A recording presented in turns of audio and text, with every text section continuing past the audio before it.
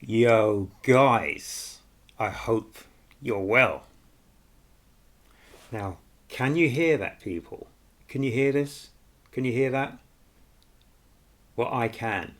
And what I can hear is the sound of jackboots and the sound of jackboots marching. It is the sound of the jackboots of the government.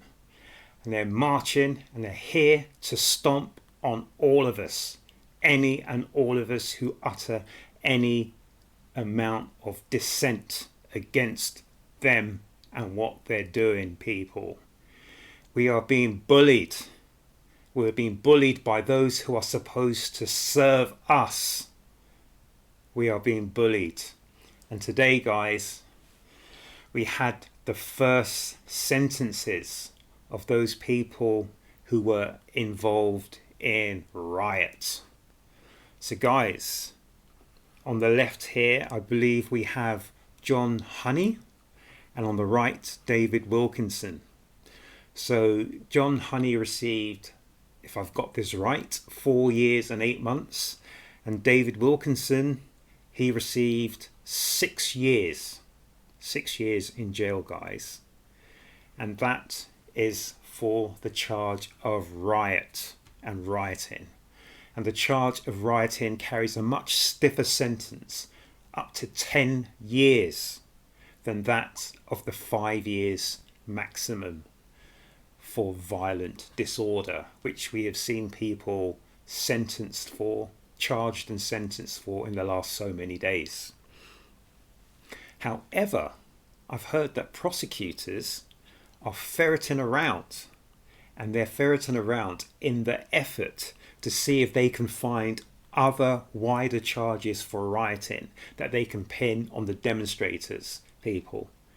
And presumably, they'll be able to enact and exact even stiffer sentences on those people if they can find some way to pin further charges or wider charges on them, people. But first of all, if you've done a crime, you've broken the law, then unfortunately, people, you'll have to pay for it. You'll have to pay for it. So if you're a victim, well, not the victim, but if you have been convicted of violent disorder, of rioting, etc., then you will have to pay the penalty according to the law, people. It's as simple as that. So again, people, we need to voice our opinions and voice our feelings through the legal parameters and through the legal limits, because if you don't, the government is waiting with its nets, and it's casting its nets far and wide to trap as many people as they can and to make examples of those people. And guys, I believe that what we're seeing now is tantamount to show trials, people. But these show trials are not so much for the people who have been arrested, charged, and now convicted of these criminal activities such as, violent disorder and rioting. I actually believe, people, that these show trials are targeted at common sense people like you and myself, who are literally voicing their opinions and voicing their absolute horror at what is going on in our beloved and beautiful country.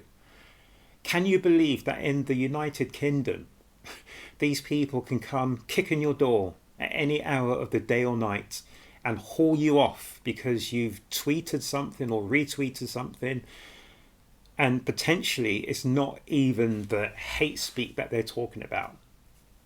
It's crazy, people, but it is what it is. But anyone who is supporting freedom and freedom of speech is now in the crosshairs of this government. So the crosshairs, people, and actually this is quite a good sign to give to the government. We need to protect ourselves, people, but the government has put its crosshairs up against us. So if you are a supporter of free speech, the government has its eyes on you, people. It has its eyes on you, and it's looking to fill your collar. Fill your collar, people. And the reason is these trials are going to continue. They cost a lot of money to administer and to get all the people in the right place, blah, blah, blah, blah, blah. But there is an endless pit of money for this government if it's going to keep people like myself and yourself with our mouths zipped tight shut, because that's what they want. Because once they remove our ability to speak out, this government will be able to carry out whatever with zero opposition, people. Whatever with zero opposition. Just think about that. We're not talking about going after the government in any physical capacity at all. We are talking about our legal right to say no, our legal right to disagree, and our legal right to have debate over policy, which looks like, it seems like it's been taken away from us. It seems like these jackboots are stomping all over us, people. Stomping all over us. And guys, this is a thought, just think about.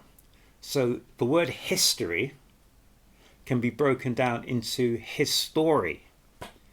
And history, or his story, is always told from the view of the victorious and never the vanquished. Think about that. The victorious over the vanquished. And just think, if we do not speak up now and protect our civil liberties, people, just think, in little more than 2-3 generations, free speech will never have existed. Think about it, people. 2 generations, 3 generations from now, if we do not speak up for ourselves right now and demand to be heard, free speech and freedom of speech will be something that never existed, because history is told from the vantage point of the victor, the victorious, and not the vanquished.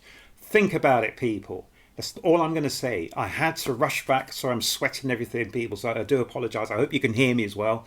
But it has to be said, history is told from the viewpoint and the vantage of the victor and the victorious, and never the vanquished.